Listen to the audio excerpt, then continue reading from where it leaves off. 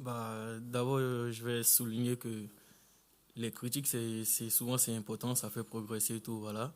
Nous, on essaie de faire le travail, Karim et moi, on essaie de donner le maximum de nous-mêmes. Voilà, et si on doit devoir s'améliorer pour aider l'équipe, on le fera en fait. Öncelikle tabii ki şunun altını çizmek gerekiyor. Bu tip eleştiriler, bu tip kritikler daima önemlidir. Aşama kaydedebilmek ve kendinizi geliştirebilmek adına.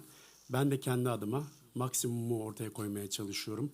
Takımıma en iyisini verebilmek adına hep birlikte aslında bunu sergilemeye çalışıyoruz. Tabii ki de daha iyi noktaları gerçekleştirebiliriz. Çok daha iyisini de takım olarak gerçekleştirebileceğimiz kanaatindeyim. D'abord, je vais répondre à la première question. Voilà, j'aime le basket, j'aime regarder, j'aime le sport en fait, tu vois. Et moi, ça me fait plaisir d'aller, si je peux apporter mon soutien, voilà, que ce soit l'équipe de foot, l'équipe du basket, tout ça, voilà, Fenerbahçe et tout, voilà. Je suis là, je suis ici, j'essaie de m'intégrer et tout, et moi, ça me fait plaisir.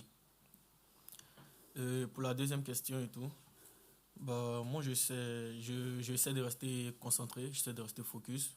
Voilà, j'essaie de rester à 100%, j'essaie de bien m'entraîner, de donner le maximum de moi-même pour l'équipe, pour essayer d'apporter plus, que ce soit individuellement et collectivement. Voilà, le plus important, je pense, c'est de travailler, de rester concentré. Ben basketbolu seviyorum. Basketbol izlemeyi seviyorum. Aslında tüm sporları seyretmeyi sevdiğimi söyleyebilirim. Çünkü seyrederken keyif alıyorum. Aynı şekilde destek olmak için, takımımıza destek olmak için de oraya gidiyorum. Kendimi iyi hissediyorum bu anlamda.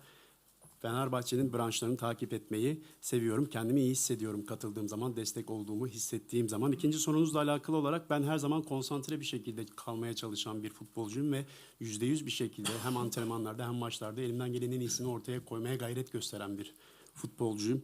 Dolayısıyla bunu yapmaya çalışıyorum. Hem bireysel anlamda hem de kolektif anlamda takımıma yardımcı olabilmek açısından konsantre bir şekilde çalışmalarımı sürdürüyorum. Dolayısıyla her zaman da bu böyle olacak. Konsantre bir şekilde işimi en iyi şekilde yapmaya gayret gösteriyorum. Je pense que je me sens plus confortable à gauche. Voilà, après, c'est le choix du coach.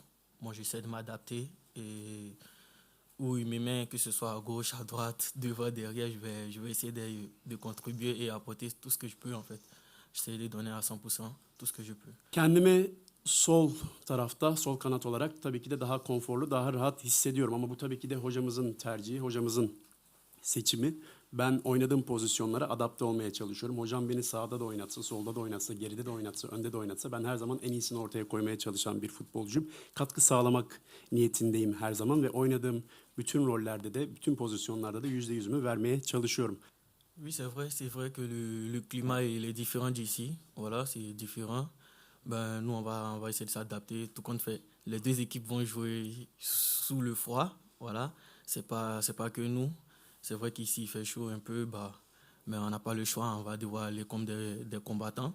Voilà, on va se battre et essayer de ramener les 3 points. Oui, c'est vrai, on a des joueurs qui sont blessés et tout. Voilà, il nous manque déjà. Voilà, ils sont très importants pour l'équipe. Voilà, et il y a ceux qui sont là. On va essayer on va essayer d'aller ensemble, essayer de tout donner. Voilà, on est une équipe. Je pense aussi ceux qui sont blessés, ils vont nous soutenir. Farklı iki hava koşulundan söz ediyoruz. Fakat bizim elbette ki adapte olmamız gerekiyor oradaki tüm koşullara. Aslında sadece biz oynamayacağız soğukta, onlar da soğukta oynayacak. O yüzden iki takım da bu soğuk havada mücadele edecek. Tabii ki biz oraya gittiğimizde amacımız, isteğimiz 3 puanı alabilmek. Bunu almayı amaçlıyoruz ve bu anlamda da takım olarak mücadele edeceğiz. Kadroda sakat oyuncular var, eksik olan oyuncular var ki bu oyuncular gerçekten takım açısından çok önemli oyuncular. Ama biz birlikte kalacağız. Oraya gittiğimizde de en iyisini ortaya koyacağız ve her şeyimizi, tüm gücümüzü sahaya yansıtmak niyetindeyiz. Sakat olan, eksik listede olmayan, sakat olan oyuncular da bana göre bizleri bu anlamda destekleyeceklerdir, arkamızda olacaklardır.